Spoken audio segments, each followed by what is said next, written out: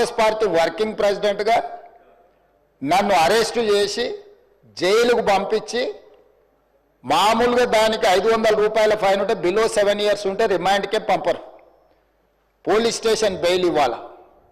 కానీ అధికారాన్ని అడ్డం పెట్టుకొని అన్ని రకాల వ్యవస్థల మీద ప్రభావితం చేసి చెర్లపల్లి జైలుకు పంపించి నక్సలైట్లు ఐఎస్ఐ తీవ్రవాదులు ఉండే డిటెన్షన్ సెల్లో ఒక కాంపౌండ్లో ఏ ఒక్క ఖైదీని లేకుండా 7 feet బై 12 feet ఉంటే అందులో 3.5 feet పండుకోవడానికి దిమ్మె ఉంటుంది, ఒక చిన్న బాత్రూమ్ ఉంటుంది అధ్యక్ష.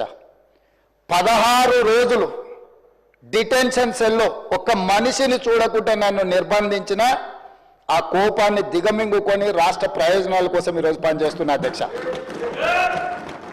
రాత్రిపూట పడుకోవడానికి లైట్ బంద్ చేయకుండా ట్యూబ్ లైట్లు ఆన్లో పెడితే అది open air jail, ఇంతింతలో బల్లులు 7 feet 3.5 feet దిమ్మ ఉంటే దిమ్మ మీద పడుకుంటే ఇంకొక 3.5 feet గ్యాప్ ఉంటుంది. లైట్లు బంద్ చేయకుండా లైట్లు ఓపెన్ పెడితే అధ్యక్ష ఇంతింతలో బల్లులు 20-30 పైన ట్యూబ్ లైట్ ముందు పురుగులు తిరుగుతుంటే అది ఓపెన్ ఎయిర్ జైలు కాబట్టి పురుగులు వస్తే పురుగులను తినడానికి బల్లులు పరిగెత్తుతుంటే ఏ ఒక్క రోజు రాత్రి కూడా పడుకోకుండా మేల్కతో కూర్చున్న అధ్యక్ష. బయట కానిస్టేబుల్ లైట్ బంద్ చేయ పడుకుంటా అంటే లేదు సార్ పైనుంచి ఆదేశాలు ఉన్నాయి, ఆ ట్యూబ్ లైట్లు బంద్ చేస్తే మీరు పడుకుంటారు కాబట్టి ట్యూబ్ లైట్లు ఆన్లోనే పెట్టమని. ఆ ట్యూబ్ లైట్ స్విచ్ బయట ఉంటుంది అధ్యక్ష, లోపల ఉండదు.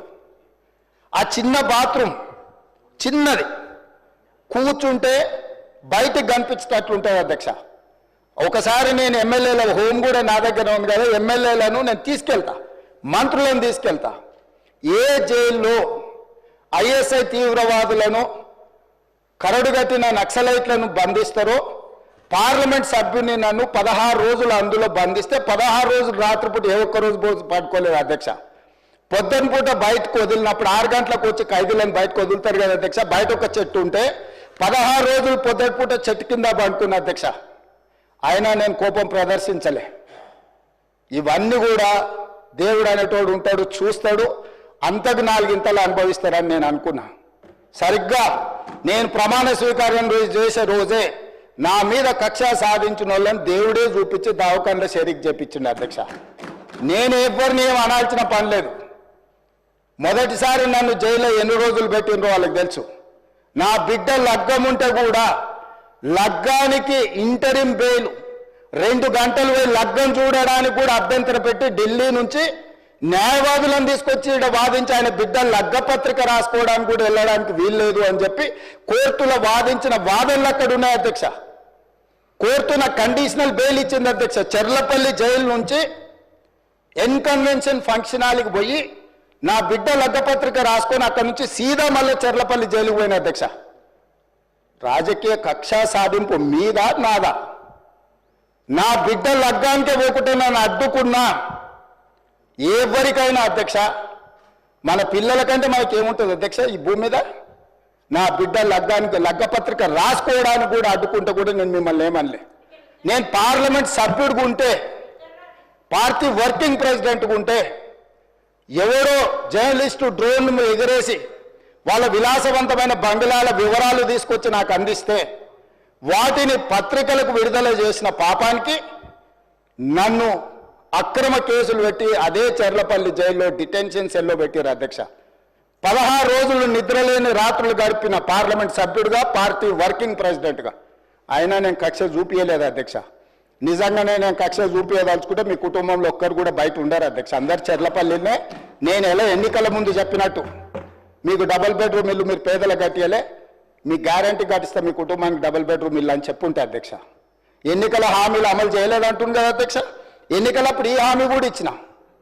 ఆ కుటుంబానికి చెర్లపల్లి జైల్లో డబుల్ బెడ్రూమ్ కట్టిస్తా, కొడుకు కోడలు అల్లుడు బిడ్డ ఉంటే వేరే వేరే ఎందుకుంటారు, అందరినీ కలిసి ఒకటే దగ్గర ఉండేటట్టు కట్టిస్తాను. కానీ ఆ హామీ కూడా నేను అమలు చేయలే. ఎందుకంటే నేను విఘ్నత ప్రదర్శించాలనుకున్నా.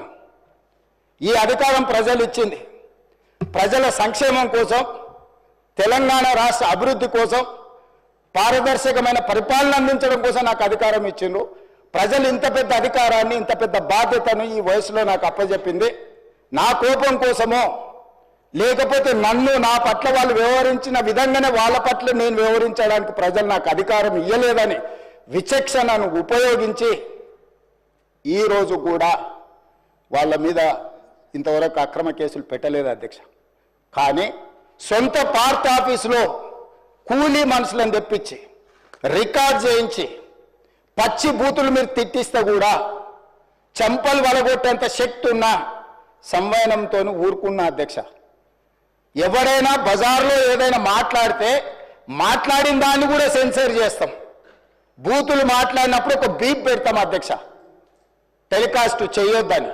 కూలీ పైసలు ఇచ్చి కిరాయి మనుషులను పెట్టించి మీరు పచ్చి బూతులు మాట్లాడిచ్చినా నేను ఏమాత్రం కూడా కక్ష సాధింపు చర్యలకు పాల్పడలేదు అధ్యక్ష. కాబట్టి ఈరోజు మేమేదో కక్షా చర్యలకు పాల్పడుతున్నట్టు, మేము కక్షా చర్యలకే పాల్పడితే ముఖ్యమంత్రికి ఉన్న విశేషమైన అధికారాలతో మీరు ఒక్కరైనా బయట ఉండేటోళ్ళ. ఈరోజు తెలంగాణ సమాజం అన్నిటిని గమనిస్తుంది. ఎక్కడికి వెళ్ళానని అడుగుతున్నా, ఇంకెన్ని రోజులు బయట వదిలేస్తావని తీసి లోపలే.